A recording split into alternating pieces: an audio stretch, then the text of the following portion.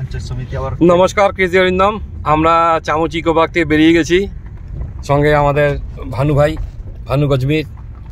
তো ওনার একটা খুব ইনোভেটিভ চিন্তাভাবনা আছে যে ইকো পার্কটাকে নিয়ে একটু বড় কিছু করার। তো কিন্তু 3 বছর একটা খুবই কম, এটাকে যদি একটু বেশি বাড়ানো যায় তাহলে খুব ভালো হয়। এবং ট্যুরিস্ট প্রচুর আসবে এখানে, কারণ এখানে পাহাড়টা সামনে একটা নদী, সুন্দর হাওয়া, শীতকালে তো মানে এক্সেলেন্ট। তো ভানু ভাই, তোমার কি চিন্তা ভাবনা আগামী দিনে এখানে ইকো পার্ক নিয়ে? আশা করি এখানে অনেক লোক আসবে এখানে, কেন আমাদের যে ডুয়ার্সের যে সৌন্দর্য, সেই সৌন্দর্যটা মানে এতই ভালো, এই প্রাকৃতিক এই দেখার জন্য লোক আসবে, এটা অনুভব করে যাবে। আশা করি আমাদের এই ইকো পার্কে এসে এখানকার মানে খুবই ভালো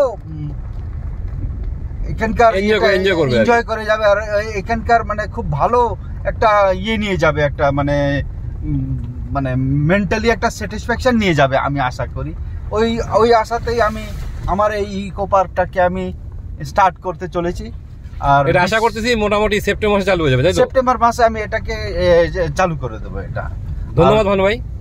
আর বিশেষ করে আমি এটা বাচ্চাদের জন্য খুব মানে আমি খুবই মানে মানে উত্তেজিত যে বাচ্চারা এই ইকো পার্কে এসে এদেরকে খেলাধুলা এখানে এনজয় করার জন্য কিছু জায়গা তৈরি করে, একদম চা বাগানের মাঝখান দিয়ে রাস্তা, মানে বিউটি যাকে বলে সেই বিউটি এখানে অবশ্যই আছে।